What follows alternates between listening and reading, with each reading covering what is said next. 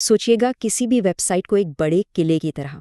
उसका जो main gate है वो तो सबको दिखता है और उसकी हिफाजत भी ज़बरदस्त होती है। लेकिन क्या हो अगर इस किले में कुछ खुफिया सुरंगें और चोर दरवाजे भी हों? आज हम एक ऐसे ही पावरफुल टूल यानी सब फाइंडर के बारे में बात करेंगे जो हमें इन्हीं खुफिया रास्तों को ढूंढने में मदद देता है। आमतौर पर जो वेबसाइट का एड्रेस हम इस्तेमाल करते हैं ना, वो तो उसके मेन गेट की तरह है। लेकिन एक बड़ी बिल्डिंग की तरह उसमें साइड के दरवाजे, पिछले रास्ते और शायद कुछ ऐसी खिड़कियां भी हो सकती हैं जिन्हें लोग भूल चुके हों। टेक्नोलॉजी की ज़बान में इन्हें सब डोमेन्स कहते हैं। और किसी भी सिक्योरिटी प्रोफेशनल के लिए पूरी बिल्डिंग को महफूज बनाने का पहला कदम इन्हीं छुपे हुए रास्तों को ढूंढना होता है। तो फिर ये छुपे हुए दरवाजे हम ढूंढेंगे कैसे? बस यहीं पे एंट्री होती है सब फाइंडर की। समझ लें कि ये एक डिजिटल जासूस है जो किसी भी वेबसाइट के वो राज सामने ले आता है जो शायद वो छुपा रही हो। सब फाइंडर का काम असल में जानकारी इकट्ठी करना है, एक माहिर की तरह। ये खुद दरवाजे तोड़ने नहीं चाहता, बल्कि इंटरनेट पर जो पहले से मौजूद सुराग है ना, उनको जोड़ता है, जैसे सिक्योरिटी सर्टिफिकेट्स, सर्च इंजन के रिजल्ट्स और पुराने रिकॉर्ड्स।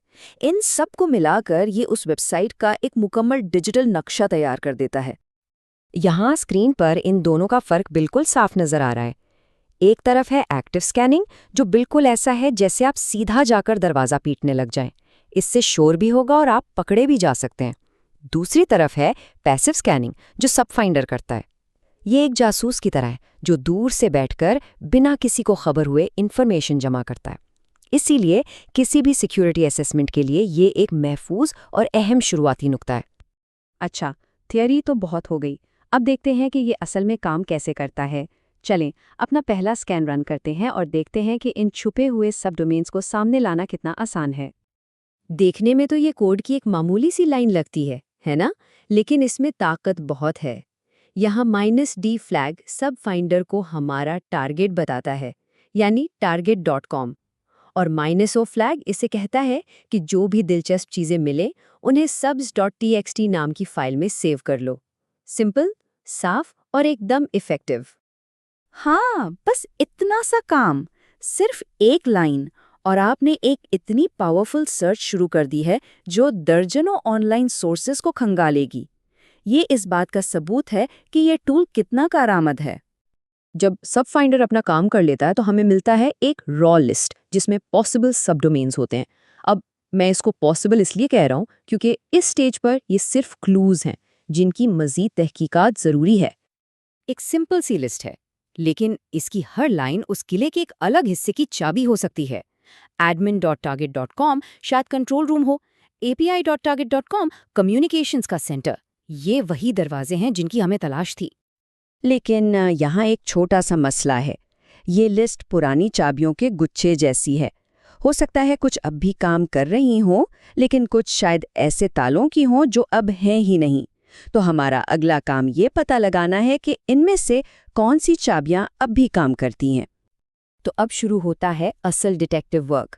हमें इस रॉ डेटा को एक्शनेबल इन्फॉर्मेशन में बदलना है, यानी इनमें से हर पॉसिबल रास्ते को चेक करना है और देखना है कि कौन सा असल में खुला है।